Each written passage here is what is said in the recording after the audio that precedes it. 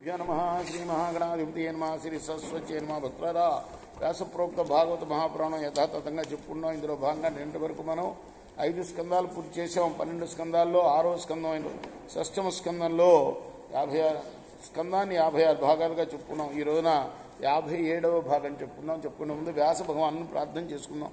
వ్యాసాయ విష్ణు రూపాయ వ్యాస రూపాయ విష్ణవే నమో వై బ్రహ్మణదే వాసిష్ఠాయ నమో నమః సమర్థద్గురు సాయినాథ్ మహారాజ్ की जय. అటువంటి భయంకరాకారం కల ఉత్రాసురుని మీదికి దేవతలంతా గుంపులై దూకి ఆగ్రహావేశంతో అతన్ని చుట్టుముట్టి అస్త్రశస్త్రాలు ప్రయోగించారు. వీరాధీరుడైన ఆ వృత్రాసురుడు ఆయా శస్త్రాలన్నింటినీ కూడా చుట్టి పట్టుకొని నోట్లో పెట్టుకొని గుట్టుక్కున మింగేశాడు. పెద్దగా గర్జించేశాడు. ఈ విధంగా తమ అస్త్రాలను భక్షించిన రాక్షసరాజును వీక్షించి ఎవరైనా ఈ వృత్రాసురుడు త్వష్ట సృష్టించినవాడు విశ్వరూపుడి యొక్క 3 శిరాలని ఖండించాడు. దేవేంద్రుడు గురువుగారి శిరస్సులను ఖండించి మళ్ళీ బ్రహ్మహత్యా పాతకాన్ని పొందాడు. దానికి కోపించిన ఆ గురువుగారి తండ్రి విశ్వరూపుడి తండ్రి త్వష్ట యజ్ఞం చేసి సృష్టించాడు ఈ వృత్రాసురుణ్ణి. ఈ వృత్రాసురుడి మీదకి వృత్రాసురుని ఎందుకు సృష్టించాడు? వీళ్ళందరినీ చంపడానికి. దేవతలందరూ కలిసి ఆయన మీద శస్త్రాలు వేస్తే అవన్నీ కూడా మింగేశాడు ఆయన. తమ అస్త్రాలను భక్షించిన రాక్షస రాజుని వీక్షించి దేవేంద్రాది దిక్పాలకులు భయపడిపోయారు, పారిపోయారు. దిక్కెవరా అని దేవతలందరూ కూడా దిక్కులు వెంట పరిగెత్తారు. దిక్కులు బట్టి పరిగెత్తారంటారే అదేను. ఈ విధంగా తాను ప్రయోగించిన సర్వశస్త్రాలను దేవతా సైన్యాన్ని వృత్రాసురుడు మింగివేయగా ఆశ్చర్యచకితులై ఇంద్రాది దేవతలు ఏమి చేయలేకపోయారు.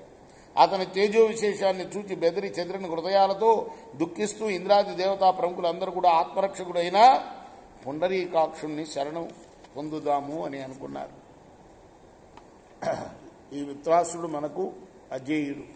మన పదునైన ఆయుధాలన్నీ కూడా మింగేశాడు. వీడికి సాటి అయిన మేటి ఎవరు లేరు. ఇక మన బ్రతుకులు పాడైపోయాయి. మనకు పెద్ద కీడు మూడింది. ఇప్పుడు శ్రీహరి తప్ప మనకు ఎవరు తోడు లేరు. అందువల్ల శ్రీమన్నారాయణుడి దగ్గరికి వెళ్ళి రక్షింపమని వేడుకుందాం. ఆయన భక్తులతో చెలిమి చేద్దాం. అంటే ఆయన వేడుకోవాలంటే ముందు ఆయన భక్తులు అనుగ్రహించాలి.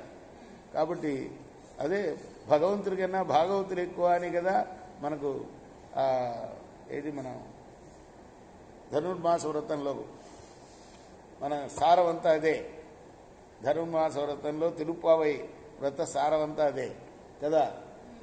కాబట్టి మనం ఆయనకన్నా ముందు ఆయన భక్తుల్ని రక్షింపని అంటే రికమెండ్ చేయాలన్నమాట.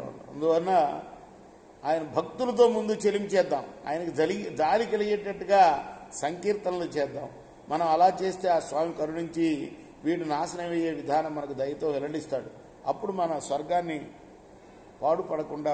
స్వర్గం పాడుపడకుండా ఉంటుంది అనే విధంగా దేవతలు ఆలోచిస్తూ తమలో తాము తికమకలు పడుతూ సందేహిస్తూ ఎలాగో పోలేక విష్ణువు సన్నిధికి వెళ్ళారు. దారి పొడుగునా ఎక్కడ చూసినా వారి కన్నులకు వృత్రాసురుడి యొక్క భయంకర రూపమే కనిపించింది.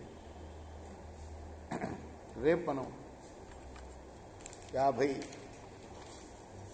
58వ భాగంలో కొనసాగిద్దాం ఈ కథని. కృష్ణార్పణమస్తు.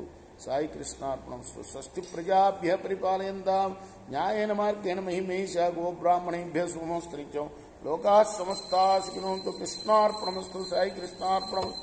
శ్రీ సచ్చిదానంద సద్గురు సాయినాథ్ మహారాజ్ की जय.